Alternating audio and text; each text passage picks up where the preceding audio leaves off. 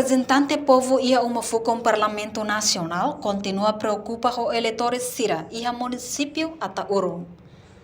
Terça-feira, semana deputado Ricardo Batista, a bancada CNRT, continua levanta preocupação eleitoral. Nebe atualiza o posto do município, também processo eleitoral lori tempo na rua.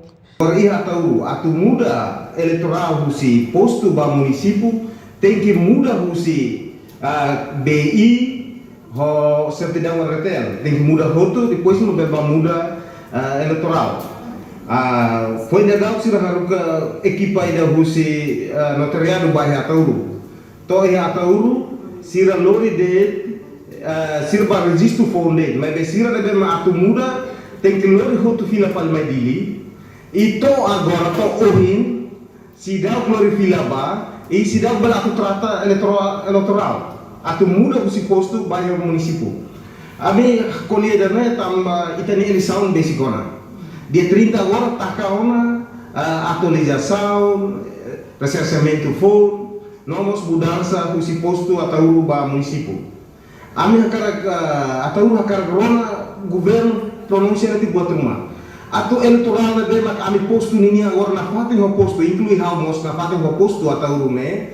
Atau beletuir eleição agora calai. Relaciona com preocupação, Ministro do Assunto Parlamentar no Comunicação Social, Francisco Jerônimo promete, se o problema neba Ministro Estatal, o ensama que responde à preocupação, O Ministro Estatal, e a semana de lá, ia ter uma resposta para lá. Usa a lei toque, se posto a posto lá, isso está bem. A semana de resposta. Porque o que nos vai no ter horário NBIH, processo de recenseamento eleitoral. No atualização dados eleitoral se termina e a loronto lulu recém ida, fulang março, Reportagem Melda Fátima, Televisão Timor Post. Janela Informação by Emma Rotu. Atuheta informação atual diakliu kita haluha.